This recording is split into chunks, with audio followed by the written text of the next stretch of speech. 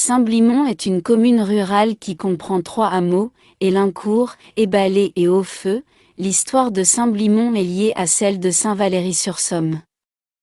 Quelques curiosités comme le château des Lumières situé à Hautfeu visitable chaque week-end, la Vierge Noire en direction de Nibas, celle-ci remplace une ancienne chapelle à la Vierge datée de 1844, la tour de guet du XVe siècle qui sert de clocher depuis environ 150 ans. À proximité d'Hautfeu et dans un rayon de 20 km, se situent différents lieux touristiques comme Saint-Valery-sur-Somme, classé plus beau site de France avec sa réserve naturelle d'oiseaux migrateurs, ainsi qu'une communauté de phoques et de veaux marins, Cailleux-sur-Mer avec sa plage de galets, Mers et bains frontières de la Somme et de la Seine-Maritime. Cette région balnéaire et touristique attire chaque année des milliers de personnes lors des périodes estivales. La vie à Hautfeu avant l'eau courante. On utilisait l'eau du puits pour la consommation. L'eau de la citerne, eau de pluie, était utilisée pour les tâches ménagères. Dans tout le village, plusieurs points d'eau, puits et mares, étaient à la disposition des habitants. Il y avait des puits publics, entretenus par la commune ou parfois par les habitants du quartier, et des puits privés, bien souvent dans des fermes. La profondeur des puits pouvait aller de 30 à 40 mètres, suivant l'emplacement. Suite au passage à l'eau courante en 1960, il ne reste aujourd'hui plus qu'une dizaine de puits encore visibles aux alentours du village d'Hautfeu. Le conseil municipal fait tout pour les garder en faisant de la rénovation afin de conserver le patrimoine de notre petit village. Pour puiser l'eau, on utilisait une seille en bois accrochée à une corde que l'on actionnait avec une manivelle.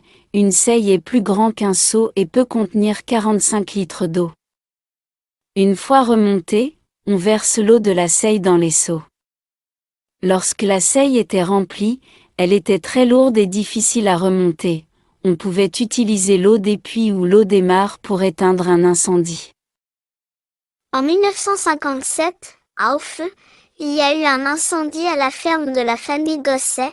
Monsieur Pierre Routier était pompier à ce moment-là. Ils ont arrosé le feu avec le purin d'une mare car celle-ci n'avait plus d'eau. Le père de Monsieur Gosset, un homme très âgé, était resté à l'intérieur de la maison. Un pompier est allé le sortir en le prenant sur son dos. Les mares étaient utilisées pour l'écoulement des eaux de pluie, et également utilisées pour faire boire les bêtes. Elles étaient rarement entretenues mais parfois vidées pour les nettoyer, on y trouvait beaucoup de têtards. L'hiver, lorsqu'elles gelaient, les enfants s'amusaient à glisser dessus. Selon Monsieur Bernard Bachelier, lors des forts étés, les mares étaient souvent vides, il fallait chercher de l'eau dans les étangs des villages avoisinants pour pouvoir donner à boire aux bêtes. La tour de Saint-Blimont, qui est en même temps le clocher de l'église, constitue un monument important de la zone côtière de la baie de Somme. On l'aperçoit d'assez loin dans la plaine du Vimeux. Les personnes qui connaissent l'Angleterre ne peuvent qu'être frappées, quant à ses caractéristiques architecturales, de la similitude que ce monument présente avec les églises du Kent ou de l'East Sussex. Hasard, ou influence d'événements guerriers anciens.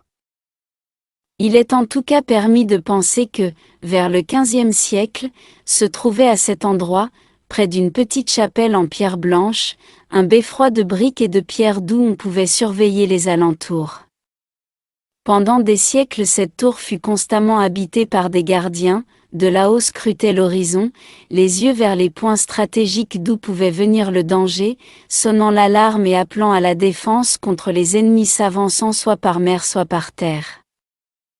En 1890, la municipalité de Saint-Blimont, constatant que la tour était dans un état de dégradation importante et présentait du danger pour le public, sollicita le concours d'un architecte pour restaurer l'édifice. Ce fut Monsieur Ratier, architecte à Abbeville, qui dressa en 1891 des plans et un devis pour les travaux envisagés. Il fallut attendre 1897 pour que les travaux commencent, mais en fait ils ont été réalisés en 1899 du fait des difficultés financières à mettre en place le projet. J'espère que cette petite vidéo sur mon petit village d'Aufeu vous a fait plaisir, et pour la même occasion, n'hésitez pas pour venir découvrir notre magnifique région touristique. Vous ne serez pas déçus, ça sera avec grand plaisir que nous vous accueillerons.